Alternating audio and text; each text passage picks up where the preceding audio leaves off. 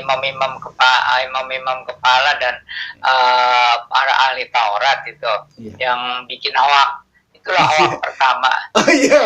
Membahas Yesus itu Allah yang atau Tuhan dalam perjanjian lama menjelma menjadi Yesus dalam perjanjian baru. Gitu. Ini penekanannya keilahiannya. Maka orang bilang 100% Tuhan, 100% manusia. Nah,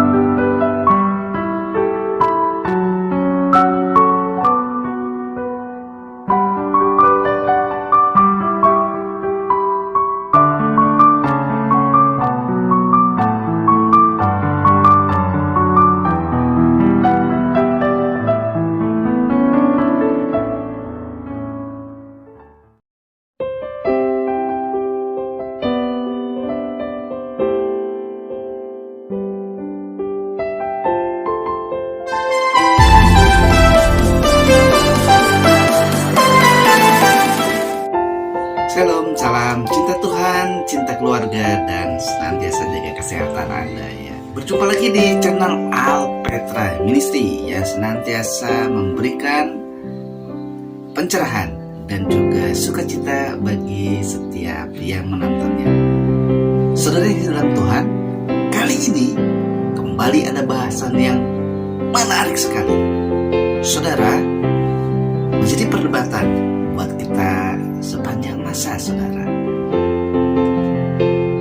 Selalu menarik perhatian, baik bagi umat percaya dan juga orang lain yang belum mengenal sosok ini. Dan ini senantiasa diperbincangkan, bahkan menjadi perdebatan yang selalu hangat sampai saat ini. Siapakah sosok ini? Iya, saudara, kita akan membahas dan mengenal siapakah Tuhan Yesus Kristus. Pemahaman seseorang atau dalam memaknai sosok Yesus Kristus bagi setiap orang berbeda-beda.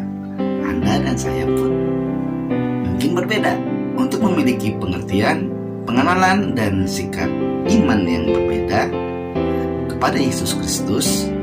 Maka kita perlu pemahaman yang benar. Bagi Anda dan bagi saya, apalagi kalau soal keyakinan, pasti perspektif kita berbeda kan. Paradigmanya pun mungkin berbeda. Tetapi untuk menengahi, meminimalisir terlalu jauh perbedaan yang ada itu, maka pada saat ini Alpetra Ministry akan membahas mengenal Tuhan Yesus Kristus dengan narasumber kita, Pendeta Dr. Yan Anthony. Bagaimana penjelasan beliau? Mari kita ikuti video ini. Dan saudara ingat ya, subscribe dulu, share sebanyak-banyaknya, dan jangan lupa juga untuk like, serta silakan berkomentar sesuai dengan etika Kristen. Oke, tidak usah lama-lama lagi ya. Mari kita sapa Pendeta Dr. Yan Anthony.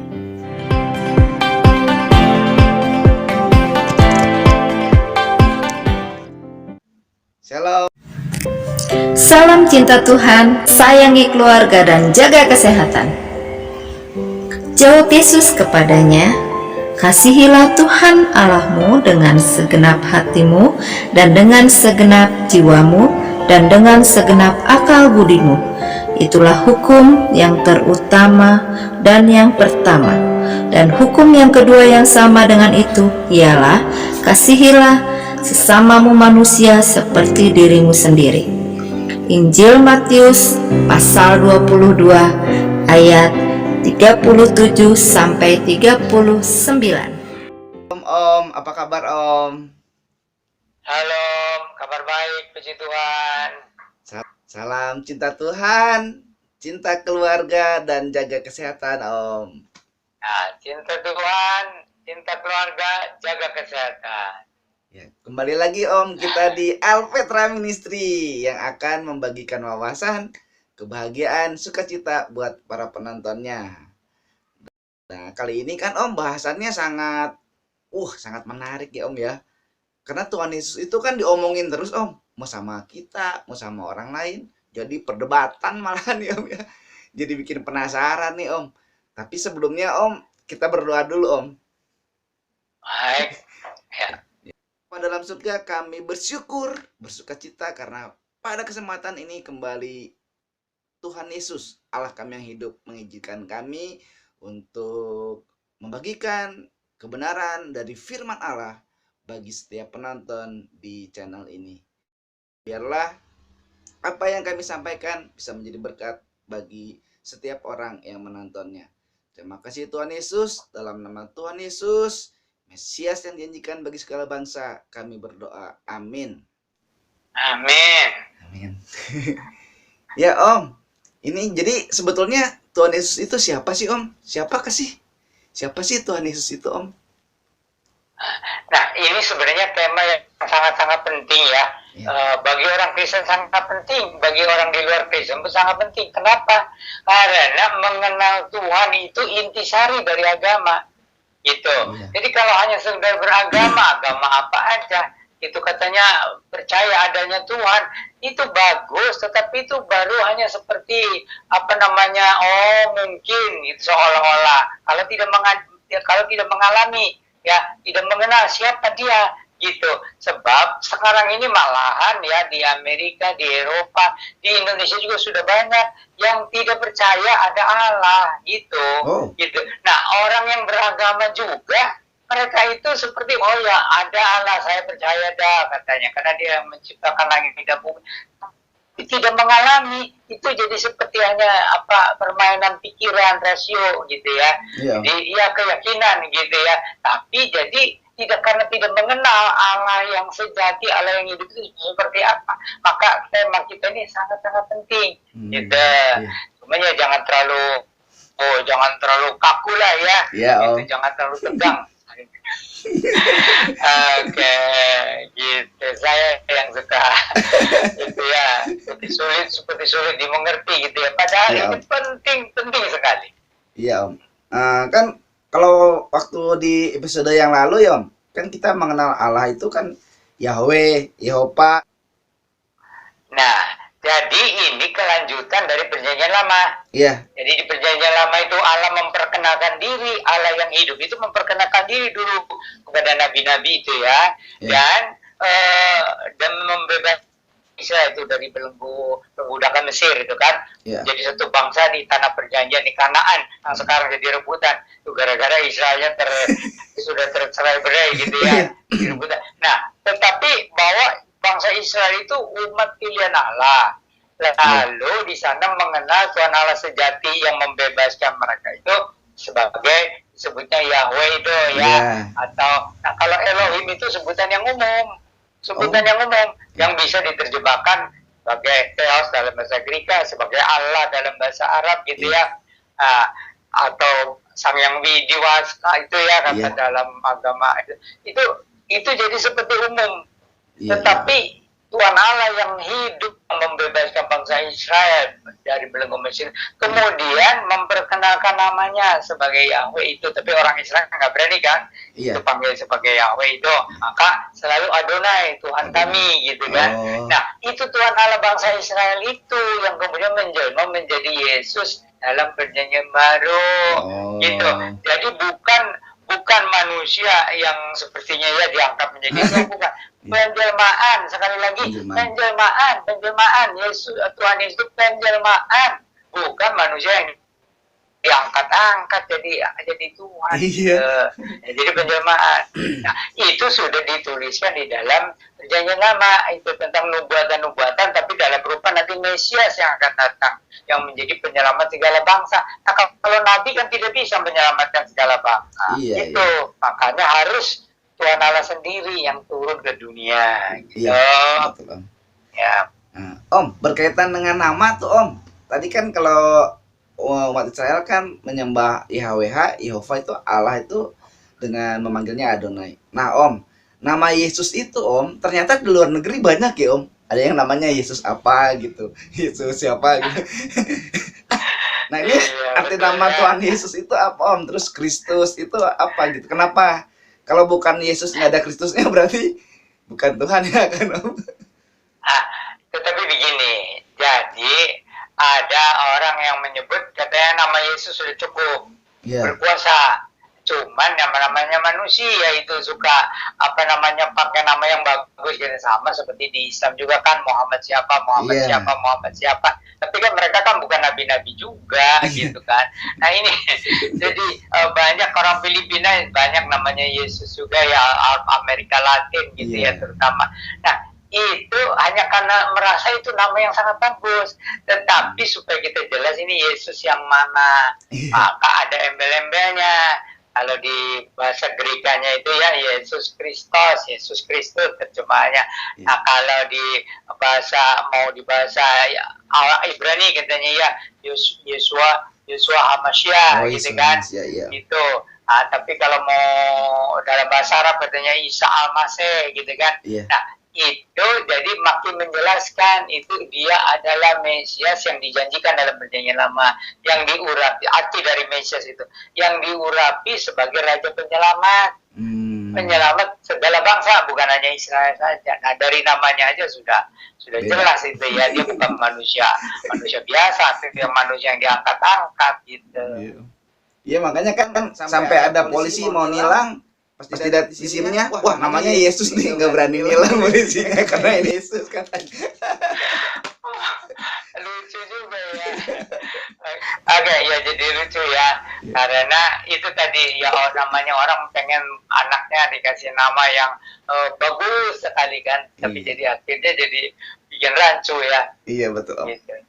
Tapi ini kalau lihat dari Alkitab Om, kan ada beberapa ayat tuh yang menjelaskan nama Yesus ya Om ya.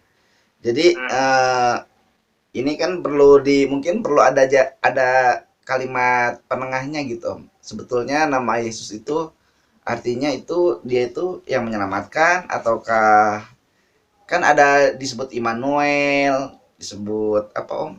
Yang diurapi tadi ya Om ya gitu. Iya ya. Oke, jadi ini supaya jelas gelar-gelarnya ya. Jadi itu dari nama Yesus itu katanya yang akan menyelamatkan ya umatnya dari segala dosa. Itu sebenarnya kalau dalam bahasa Ibrani Yesus sama dengan Yosua. Nah, tetapi supaya jelas maka dia itu ada gelar Kristus atau Mesias itu ya, atau Al-Masih. Dia itu artinya Al-Masih atau Mesias atau itu Kristus itu yang diurapi sebagai Raja Penyelamat. Dan itu sebenarnya sudah diakui kalau orang terpelajar ya, mestinya oh ya ini bukan nabi biasa, tapi dia itu yang diurapi sebagai penyelamat gitu kan mestinya. Dan tinggal manusia mau carinya apa, cari nabi aja atau agama aja atau cari keselamatan gitu. Sebenarnya dari namanya itu sudah kasih petunjuk gitu ya. Nah itu, Immanuel itu menggenapi nubuatan di dalam perjanjian lama, kitab Nabi Yesaya itu. Nanti dia bayi yang dilahirkan dari anak darah itu nanti bergelar juga Immanuel, artinya Immanu itu beserta kita, El itu Allah, jadi Allah yang beserta dengan kita. Dulu nggak jelas nama itu, nama bayi bisa aja Immanuel, sekarang juga ada orang namanya Immanuel, tetapi ini Immanuel yang sejati itu Allah yang menyertai kita, yang turun ke dunia itu di dalam diri Yesus gitu ya. Nah baru kemudian sesudah Yesus bangkit ya, baru gelar Tuhan itu jelas gitu. Tapi pada mulanya jadi berangsur-angsur. Pada mulanya orang pikir Yesus itu hanya nabi. Ya seperti saya juga dulu saya ya percaya dah Yesus itu nabi ya. Tetapi waktu dia disalibkan ya untuk menebus dosa, saya baru meningkat. Oh dia itu juru selamat ya. Ada juru selamat itu juga melekat kepada Mesias atau Al-Masih itu ya, atau Kristus itu. Cuman orang kan tidak mengerti ya. Nah ditambah dengan Immanuel ini, jadi Allah yang menyertai kita.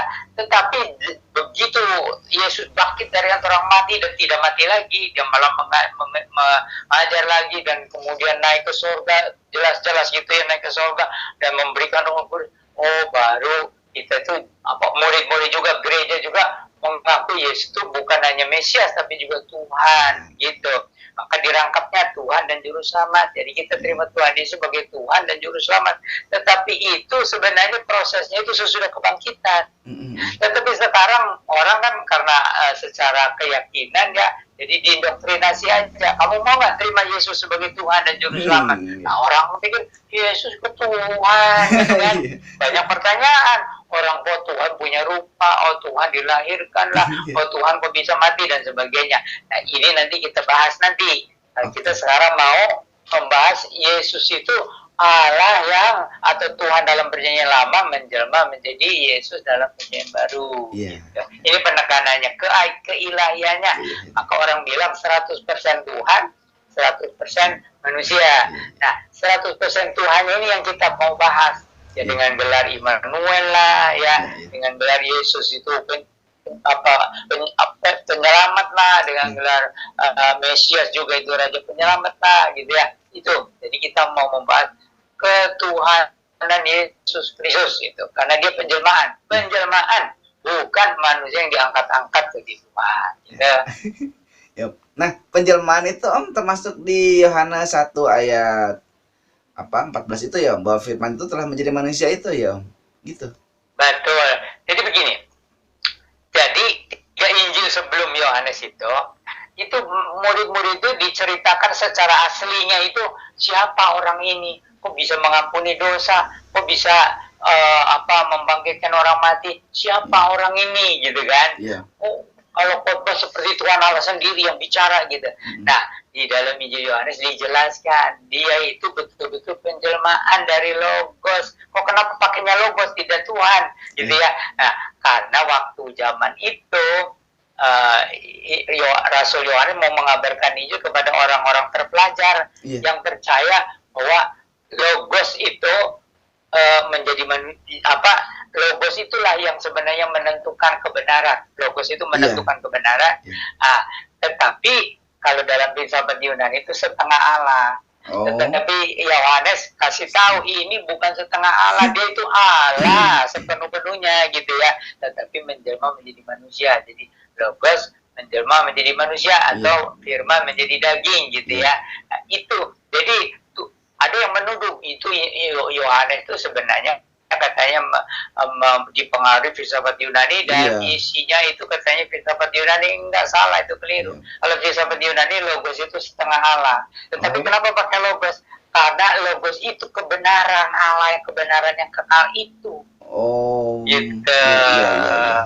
Jadi itu yang sudah menjadi manusia, penekanan itu kepada kebenaran yang kekal itu yang menjelma jadi manusia. Jadi itu Allah. Gitu. Kenapa tadi kan Tuhan Yesus disebut Tuhan setelah banyak orang menyadari setelah kebangkitannya ya Om ya. Kenapa Yesus disebut Tuhan itu? Nah sekarang kenapa Om Yesus disebut anak Allah? Terus emangnya Allah beranak Om gitu? Balik lagi nih ke yang episode lalu nih. Itu ya. Jadi ada Allah itu punya anak ya, itu memang itu kesalahpahaman yang berabad-abad ya. Jadi maka Injil Yohanes itu bilang Allah itu bersama-sama firman, bersama-sama Logos itu ya, dan Logos itu yang menjadi manusia.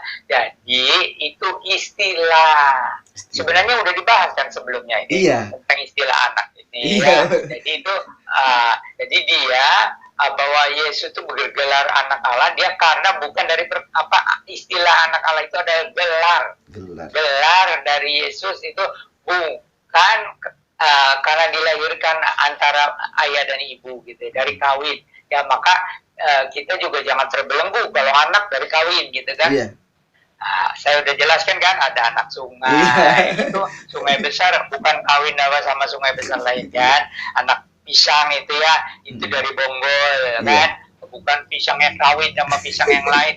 Memang ada itu kalau ya itu seperti salak itu ada jantan ada betina, tapi pisang mah nggak ada jantan nggak ada betina. Yang anak pisang itu dari Bonggol gitu ya. Jadi itu gelar ya. Jadi anak Allah itu gelar, anak murid juga gelar gitu kan, anak kunci juga gelar gitu.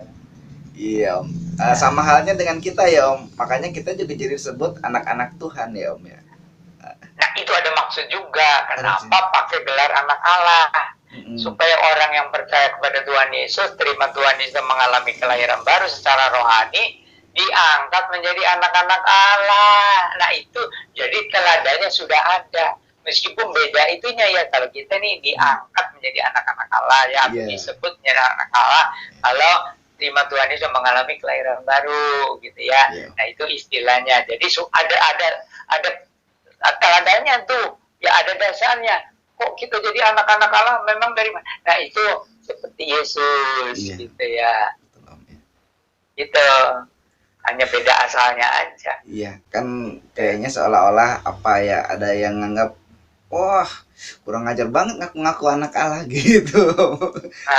Iya, padahal itu kehormatan ya. Iya. Kalau diangkat jadi anak raja, jadi anak presiden, apa nggak bangga? Iya kan ya. Anak Allah kan berarti cuman ada yang masuk surga. Cuman ada orang Kristen menyalahgunakan sebutan aku anak raja, aku ya, lalu harus kaya, harus di atas, harus dari kepala. Itu berlebihan. Iya. Itu. Yang waktu seperti Om bilang di Hyper Grace itu ya, mentang-mentang anak Allah jadi harus. Bukan itu aja, itu mah biasa dari dulu sebelumnya gitu. Iya. Jadi hanya ngambil janji-janji yang lahiriah, janji-janji yang duniawi. Itu kalau jadi anak Allah ya punya segala sesuatu, kaya raya lah. Dalam iman sih iya, kita ini kaya raya. Tapi jangan serakah. Biar Tuhan yang ngatur gitu.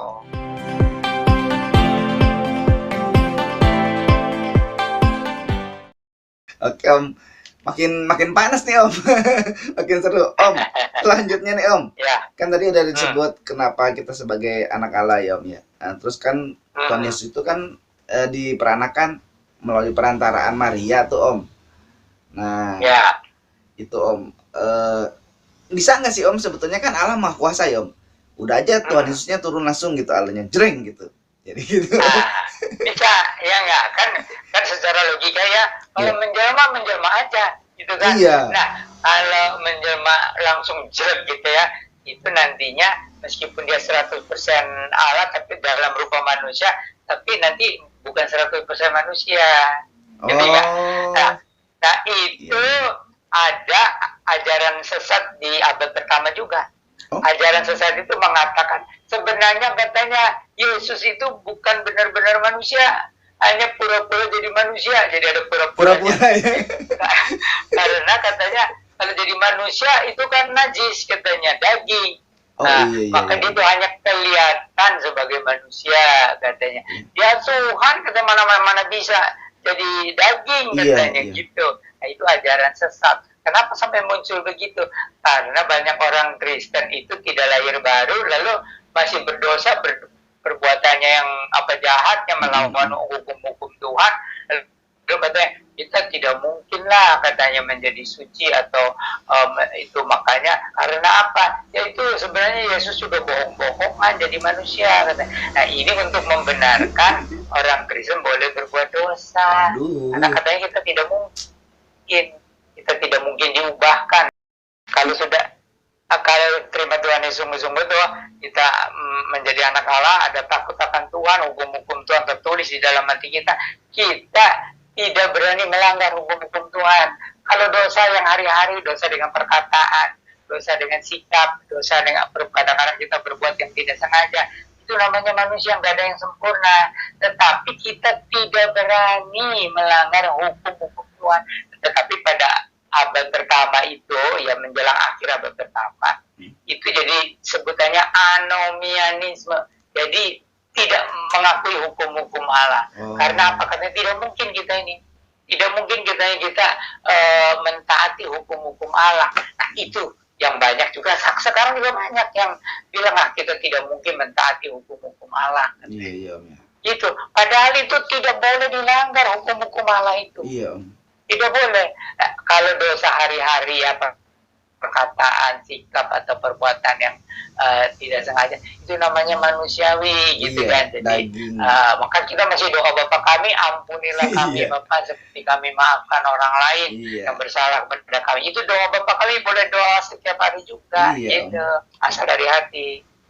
Apakah itu ini Om, mungkin karena konsep dosa warisan dia terlalu nempel gitu kan, sejak Adam dan Hawa, karena kita berdosa jadi dia nggak percaya kalau Tuhan itu jadi manusia gitu, menganggapnya selalu manusia dosa gitu. Maka itu disebutkan kalau khusus dengan Yesus itu, dia itu bukan dari laki-laki tapi dari perempuan, sama seperti waktu Tuhan menubuatkan waktu Adam dan Hawa jatuh, keturunan perempuan ini katanya yang akan meremukan kepala ular. Jadi bukan keturunan laki-laki. Nah ini supaya jelas bahwa Yesus itu penjelmaan dari Tuhan, bukan hasil dari nafsu laki-laki. Itu ada di Yohanes pasal 1 itu ya. Makanya Yesus satu-satunya yang bersih dari dosa asal meskipun dilahirkan oleh Maria gitu. Gitu. Jadi malah kebablasannya jadi malah Marianya yang disembah ya Om, karena terlalu suci gitu. Nah itu karena istilahnya dulu katanya itu ibu bunda Tuhan katanya. Oh, iya kan. Itu bunda Tuhan lalu jadi dikembangkan. Lalu waktu ada yang menikah di Kana itu ada Ibu Maria itu seolah-olah jadi perantara untuk memberikan berkat. Tapi Tuhan Yesus kan tegas berkata, apa kaitannya ibu dengan saya katanya. Waktuku belum sampai. Nah, tapi itu malah dipakai tuh katanya. Maria bisa jadi perantara. Nah, itu kebablasan. Benar kata Pak Alfa yang bilang itu kebablasan. Jadi kebablasan kan. Harusnya kan melihat sisi Tuhan Yesusnya ya. Karena kan betul-betul itu diceritakan di Perjanjian Baru dengan jelas di 4 Injil bahwa Maria tidak berhubungan dengan Yusuf, tetapi ada Roh Kudus yang menghubungi Maria secara langsung dan Roh Tuhan bekerja gitu, bukan secara biologis kan ya. Nah, Om, saya jadi penasaran Om. Waktu Melkisedek itu Om, dulu kan katanya Melkisedek juga tidak berayah, tidak beribu, terus tiba-tiba ada, tiba-tiba nggak ada. Nah ini gimana Om? Itu tentang Melkisedek karena keterangannya nggak banyak. Gitu. Kita nggak boleh menduga-duga. Ya kalau misalnya saya memikirkan mungkin sebelum ini menjadi manusia Yesus ya dulu pernah, tapi itu yang seperti tadi dijelek jadi raja. Jadi bukan dilahirkan gitu jadi raja. Karena apa? Ibu kotanya Salem, itu kota perdamaian. Namanya Melki, itu raja ya. Sedek itu kebenaran, raja kebenaran, yang ibu kotanya di perdamaian gitu kan. Waduh, berarti benar dong. Tidak punya papa, tidak punya ibu, tidak punya anak. Nah, tidak menikah. Nah, itu jadi kemungkinan yang tadi itu. Jadi Tuhan itu jelek jadi raja gitu. Ya bisa aja kan malaikat disuruh jadi menteri-menterinya gitu. Ya kan kalau bahasanya apa? Sakti gitu Om. Tuhan kan Maha Sakti.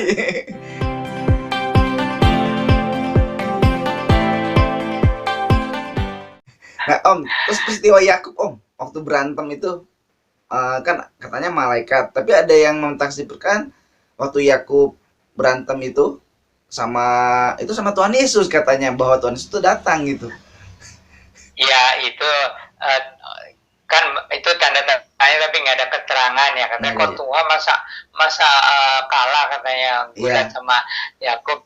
Tetapi itu pengertian rohaninya Yakub tuh bergumul dalam doa.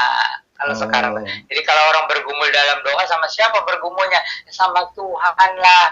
Cuma kalau waktu itu seperti ada rupa gitu. Nah sebenarnya jadi itu betul-betul dia berdoa itu seperti pegang Tuhan gitu, seperti pegang Tuhan. Tetapi itu jadi itu pergumulan dalam doa yang sangat berat. Tapi akhirnya dia menang. Nah, menang itu artinya dia menang, doanya dikabulkan, bukan Tuhannya yang kalah gitu. Sampai pangkal pahanya terpelecak itu ya. Bahasanya kan kamu menang kata Tuhan itu kan. Jadi ya seolah-olah Tuhan yang kalah. Padahal bukan begitu. Itu pergumulan dalam doa yang berat. Iya. Gitu ya. Nah, ini Om, kaitannya lagi Om, masalah anak, kan ada dibilang Yesus Kristus putra Maria gitu kan. Ini juga bisa dibilang anak Daud katanya Om. Emang Daud beranak Yesus Kristus gitu Om, kan jauh. Ya, pertama tentang tadi kalau soal putra Maria itu kan jadi sebenarnya di Al-Quran tuh binti Maria gitu kan. Tapi kalau di Alkitab mah Yesus anak Maria enggak lah, kayak saya belum pernah baca tuh. Enggak ada. Ya, itu dari Islam itu ya, Isa binti Maria gitu ya. Nah, terus sekarang ada lagi apa katanya Yesus sebagai apa tadi? Anak Daud. Anak Daud. Itu. Jadi kebiasaan orang Israel itu kalau keturunan itu bisa langsung disebut anak atau jadi itu terjemahnya anak itu keturunan. Anak Daud itu keturunan Daud. Cuman orang yang bego aja yang tapi banyak orang yang salah paham aja ya. Kita kan bahasa Indonesia ya. Bahasa Indonesia jadi anak siapa tuh ya bapaknya. Padahal itu maksudnya keturunan Daud. Iya. Gitu. Nah, kembali kepada soal Maria itu, kenapa bisa laku ya Maria sebagai bunda Allah atau bunda Tuhan? Itu karena banyak orang kurang kasih sayang ibu. Jadi karena orang kurang kasih sayang, jadi membutuhkan figur ibu yang penuh kasih. Maka disediakanlah Bunda Maria itu. Kalau Alfa pikir Om mungkin karena apa? Patriarki itu ya Om ya, di bangsa Israel waktu itu, jadi perempuan ditonjolin gitu, emansipasi mungkin Om waktu itu. jadi itu patriarkal, jadi bapak yang ditekankan. Tapi Tuhan Yesus itu kadang-kadang atau juga Tuhan kadang-kadang menjadi seperti ibu juga. Baik di perjanjian lama ada, di perjanjian baru ada, jadi begitu lemah lembut. Kan Tuhan Yesus pernah bilang, aku ini lemah lembut dan rendah hati. Itu sebenarnya ada sifat keibuan juga Tuhan Yesus tuh.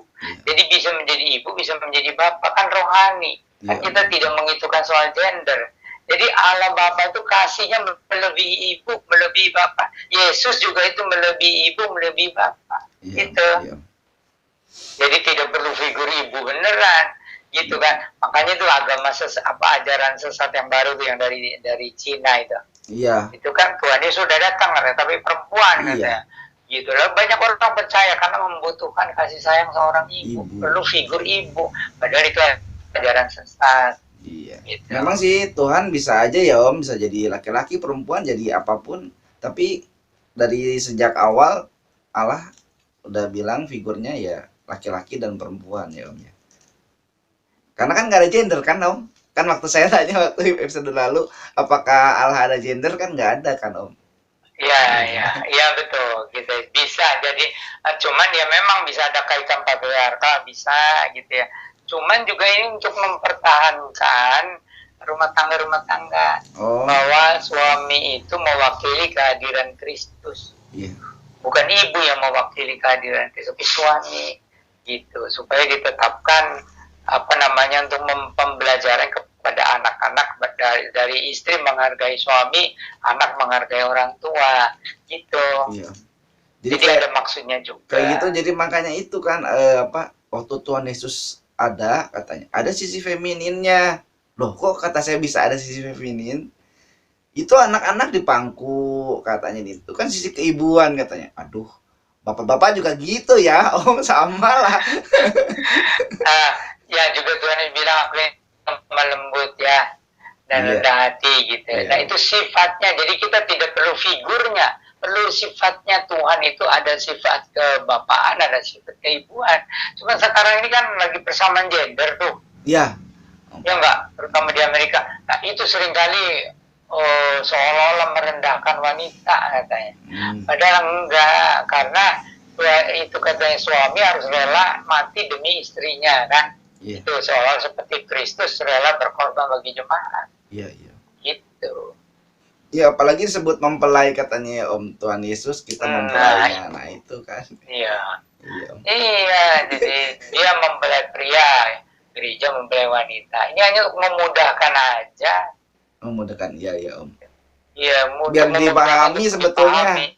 tapi jadi salah paham, Om. Ya itulah manusia itu lebih, sebenarnya kita harus mempelajari Alkitab itu dari konteksnya. Perjanjian lama konteksnya lain, perjanjian baru konteksnya lain. Kalau perjanjian baru lebih dekat di konteks modern. Iya, gitu. iya. Kalau perjanjian lama itu kan sistemnya aja teokratis. Iya. Teokratis itu Allah yang berdaulat, suruh orang suruh dihukum mati, apakah pribadi, apakah suku atau bangsa, ya dia laksanakan. Kalau sekarang kan demokrasi. Iya. Jadi asing kita untuk baca perjanjian lama itu. Maka bilang Tuhan Allah perjanjian lama kok tidak sama dengan perjanjian baru. Iya. Itu wajar aja kalau kita tidak memahami sistem di perjanjian lama dengan atau konteks perjanjian lama di konteks perjanjian baru. Kan perjanjian lama penekanannya itu kan kesucian gitu. Iya. Kesucian Allah. Harus menghukum dosa gitu kan. Kalau perjanjian baru kasih gitu kan. Iya. Sampai manusia itu betul-betul gimana, lalu salah paham lagi karena kasihnya itu ya. Tapi begitulah, itu ada tokoh gereja itu di abad-abad kedua, ketiga atau itu namanya Marcion. Itu bilang katanya saya tidak mau perjanjian lama. Juga perjanjian baru pun dari 4 Injil itu saya hanya mau Injil Lukas. Injil Lukas pun harus dipotong bagian awal kelahirannya katanya. Itu karena dia tidak mau ada bau perjanjian lama. Oh. Nah ini jadi ini kira jadi tokoh tapi bodoh. Iya ya. Padahal udah jelas perjanjian lama itu gembok, kalau perjanjian baru kunci, nggak bisa dibuka, nggak tahu ya Om gimana caranya kalau cuma satu ini. Nah itu jadi sistemnya itu kita harus tahu tentang konteks perjanjian lama yang berbeda dengan konteks perjanjian baru. Ya, iya. Itu teokratis. Nah, ini demokratis yang di perjanjian baru itu.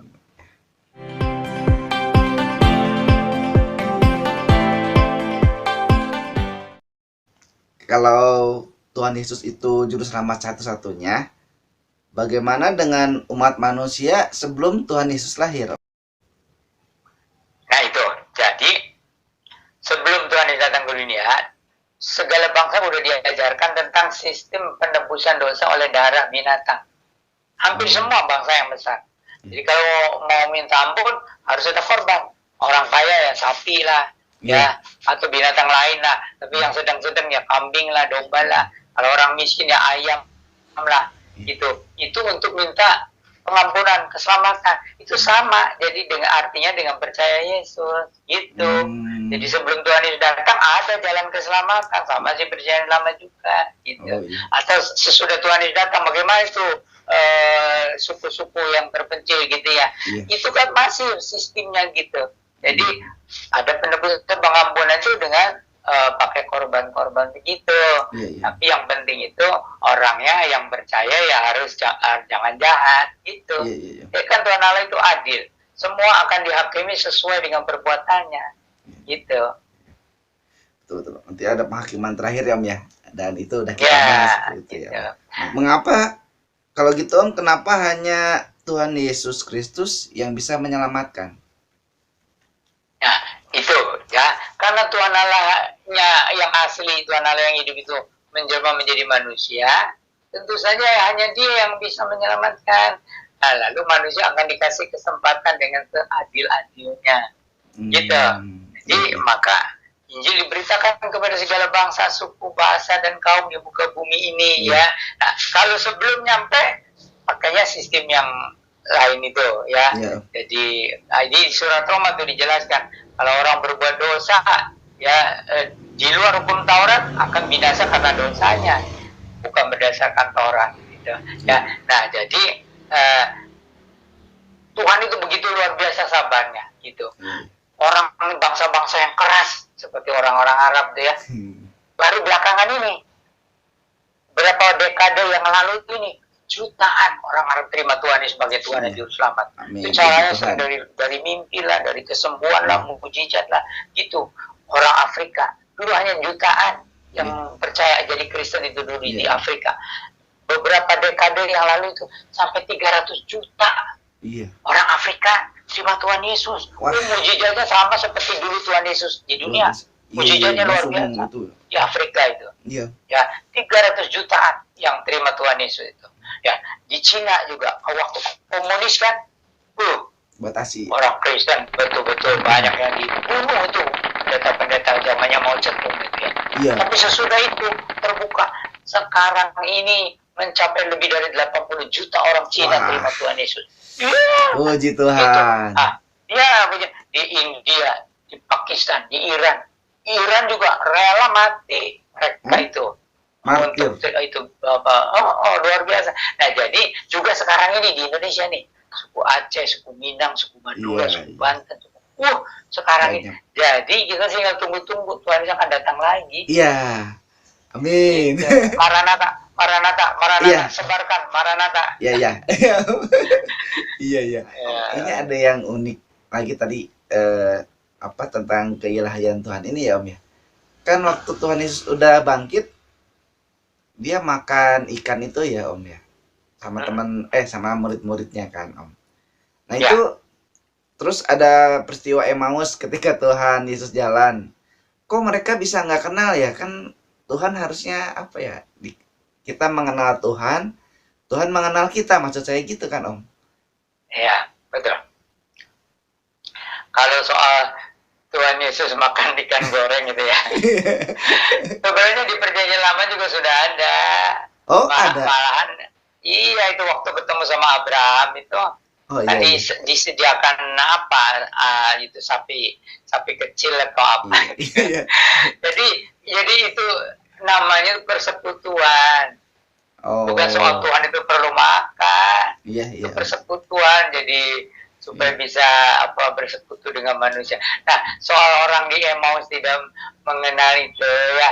Jadi karena terlalu sedih, Yesus itu dibilang mati.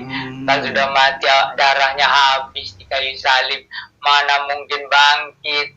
Sudah ada berita katanya Yesus bangkit, nggak mungkin lah katanya Yesus bangkit, nggak mungkin. Jadi terlalu sedih. Kalau orang terlalu sedih itu matanya jadi nggak bisa lihat dengan jelas, gitu nggak? Semua kalau orang terlalu sedih nggak bisa lihat dengan jelas. Jadi Tuhan itu juga pura-pura ya, sepertinya ya bukan pura-pura mau terus. Nah, tetapi mereka masih punya hati nurani gitu. Jangan pergi katanya, itu udah gelap, ayo mampir gitu. Jadi mereka masih punya sikap yang baik gitu ya. Nah, terus waktu makan itu kok ada bolong gitu ya. Nah, jadi itu sebenarnya bolongnya itu sebenarnya itu yang dipaku itu di daerah pergelangan ya Om. Bukan di sini.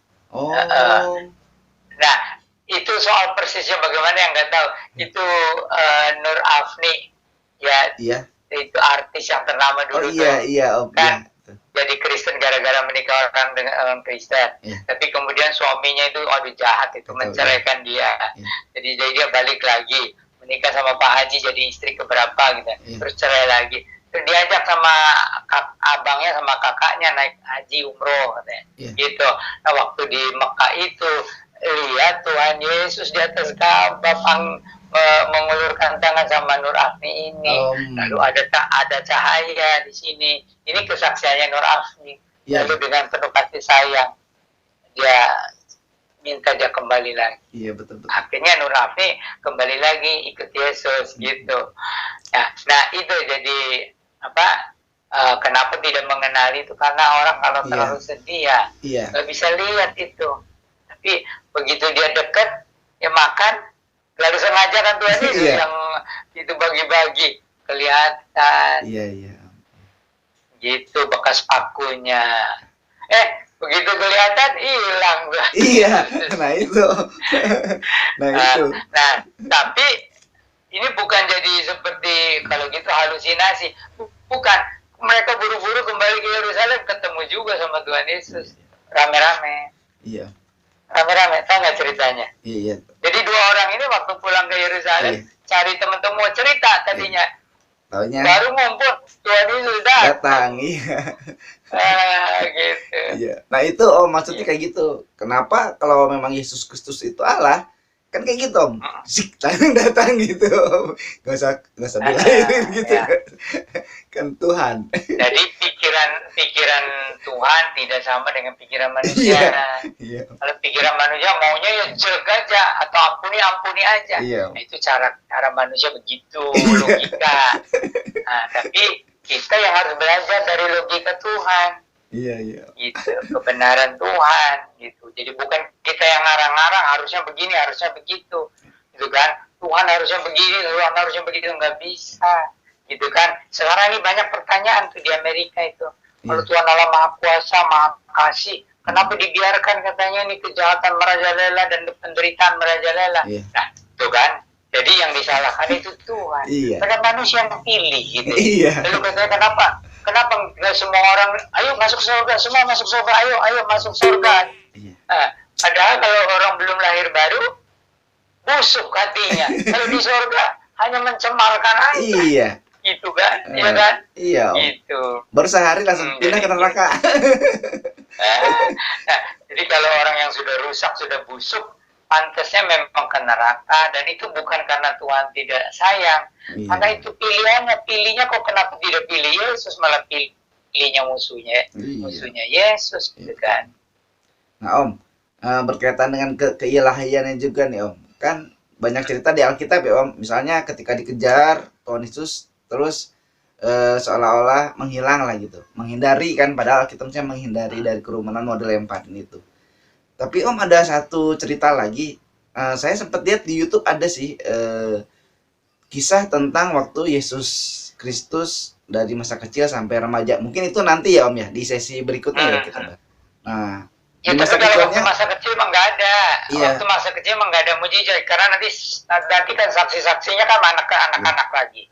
Jadi nggak bisa diterima kalau kesaksian dari anak-anak. Iya, terus juga di film itu Tuhan Yesus tuh dari waktu kecil tuh, waktu remaja itu dia diikutin terus sama iblis supaya hancur lah gitu maksudnya di film itu. Terus kan kalau di ajaran lain juga saya sering lihat ada cerita tentang Tuhan Yesus yang berlebihan menurut saya gitu.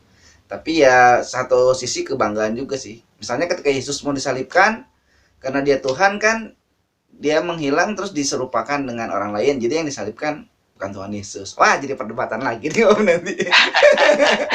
Nah, jadi kalau belum waktunya Tuhan Yesus bisa menghindar ya. Bisa menghindar ada berapa kali gitu. Kalau itu karena belum waktunya, belum selesai tugasnya menyampaikan ajaran-ajaran yang penting atau gimana. Nah, tetapi kalau sudah waktunya dia sama sekali tidak melawan gitu. Jadi harus mati. Maka Tuhan Yesus lebih dari 3 kali tuh kasih tahu murid-muridnya, anak manusia, tapi sebut dirinya karena anak manusia akan ditangkap, menderita, mati, disalibkan, tapi pada hari ketiga akan bangkit kembali. Itu lebih dari 3 kali. Nah, belum lagi perjanjian lama, nubuatan itu. Jadi itu mau tidak mau Yesus harus mati, disalibkan, dan harus bangkit. Cuman murid-murid itu ke bawah dengan pengaruh ajaran orang-orang Farisi ya, orang kalau Mesias datang itu tidak akan mati. Kalau Mesias datang itu jadi raja langsung. Nah, itu mendirikan kerajaan gitu. Jadi itu sudah dari kecil sudah pengaruhi, kalau Mesias datang dia jadi raja, tidak akan mati. Gitu. Padahal nubuatannya jelas. Dan Yesus lebih dari 3 kali. Gitu kan. Lalu juga Tuhan Yesus bilang apa? Itu robohkanlah bait Allah ini, dalam 3 hari aku akan bangunkan. Atau sebiji gandum tidak akan tumbuh dan berbuah kalau tidak mati gitu ya. Itu jadi dengan banyak cara Yesus tuh datang ke dunia yang sungguh tujuan utamanya untuk menebus dosa, menyelamatkan manusia. Jadi tidak harus mati untuk penebusan dosa. Gitu ya. Jadi dia bisa saja membunuh itu hanya dengan hembusan napas juga. Ditiup aja orang-orang itu. Cuman bagaimana menggenapkan? Sesudah Yesus bangkit, Yesus kasih tahu itu nubuatan itu di Injil Lukas kasih tahu tuh. Kasih tahu itu nubuatan dalam perjanjian lama itu harus terjadi atas dirinya. Gitu. Jadi kalau ada ajaran bilang Yesus diserupakan dengan orang lain. Kalau begitu bernyanyi lama batal semua. Iya dong. Ucapan Yesus juga bohong, nanti Yesus itu seperti pembohong. Dan lagi yang bangkit itu siapa? Kalau Yesus disalibkan, yang bangkit itu siapa? Yang mengumpulkan murid-muridnya, yang kemudian mendirikan gereja itu siapa? Gitu. Jadi jadi jangan dipisahkan antara kematiannya dan kebangkitannya. Iya. Biasalah Om, kadang-kadang sepotong-sepotong. Ngambilnya sepotong-sepotong, jadi nggak terlalu dalam, akhirnya salah pemahamannya gitu kan Om. Kalau itu sama seperti murid-murid Yesus itu yang tertutup tuh ya. Banyak tuh orang-orang yang misalnya orang Islam yang baca Alkitab banyak. Iya. Mereka punya Alkitab. Iya Om. Atau betul. Ada mereka sekarang mah di perpustakaannya juga ada. Iya Om. Nah, terus itu mereka di dalam Al-Quran ada ayat-ayat tentang Yesus yang terkemuka di dunia dan akhirat, tentang Yesus yang akan menghakimi pada hari kiamat. Tapi seperti tertutup, tau nggak? Jadi mereka itu betul-betul tertutup bahwa Yesus yang disalibkan itulah yang bangkit. Tapi mereka tuh tertutup hanya sampai di situ. Gak mungkin. Ya itu kalau orang sudah bilang gak mungkin, susah. Jadi kan nutup diri Om. Gitu pikirannya. Ya, menutup diri. Ya betul sih Om, karena saya pernah lihat juga ya Om, ada seorang ulamanya dengan santrinya gitu. Dia suruh baca dari Yohanes 14 ayat berapa tuh Om? Yohanes 14 ayat 16 kalau nggak salah, yang penolong itu loh Om. Itu pernah dia sama santrinya gitu. Terus dia bilang, "Kamu baca," katanya. Yohanes 14 ayat 15 gitu. Terus akulah yang mengasihi gitu kan. Aku itu artinya itu Yesus, Isa Al-Masih katanya. Nah, nanti kalau saya jelasin Al-Masih panjang lagi katanya. Terus baca lagi ayat selanjutnya 16. Kan di situ ada aku akan memberikan seorang penolong ya. Nah, itu diartikan sama dia penolong itu nabinya gitu. Tapi saya lihat itu ya, reaksi saya, oh berarti kamu sepotong. Karena setelah itu emang nggak dibaca ayat selanjutnya Om. Padahal di ayat selanjutnya dijelasin, roh itu yaitu roh kebenaran kan, penolong itu. Gitu. Dan yang akan tinggal di dalam kamu. Iya kan? Gitu. Nah itu dia bacanya segitu. Yang akan menyertai kamu. Jadi setelah saya, nggak sampai selesai sih saya nonton. Saya langsung matiin aja. Kamu curang, bacanya sampai situ, nggak sampai bawah. Gitu. Ya mudah-mudahan sih lebih banyak yang nanti jadi percaya Tuhan Yesus ya Om ya. Iya. Lo tahu nggak, ada satu ustadz itu katanya, saudara-saudara itu orang Kristen itu nyanyi katanya, padahal itu musik kan haram katanya ya. Kasihnya seperti sungai, kasih dia nyanyi. Iya. Aduh, jadi jemaatnya tuh bagus kalau gitu ya. Itu kasihnya seperti sungai ya. Haleluya. Jadi ya saya juga kadang lihat itu bagus dong kalau kamu buka Alkitab. Dia mengabarkan Injil lewat nyanyian. Iya. Saya bilang, kita nggak usah capek kalau gitu. Dia khotbah sendiri kok dari Alkitab. Udah enak. Iya, betul.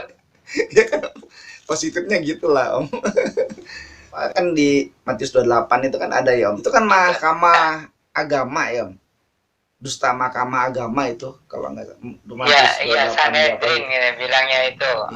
Imam-imam kepala dan para ahli Taurat itu yang bikin hoak. Itulah hoak pertama. Yang mereka bikin tentang kebangkitan Yesus ya, tentang kubur yang kosong, mayat yang dicuri gitu. Nah, terus abad kedua mereka bikin juga rapat untuk bikin hoak lagi, gitu, tentang Yesus. Jadi sampai sekarang orang Yahudi tidak mengakui Yesus itu sebagai Mesias yang dijanjikan sampai sekarang, gitu. Dan itu karena hoaknya begitu berat. Katanya Yesaya 53 itu nubuatan tentang Yesus harus menderita mati tetapi bangkit. Itu bukan Yesus katanya. Itu bangsa Israel katanya. Gitu.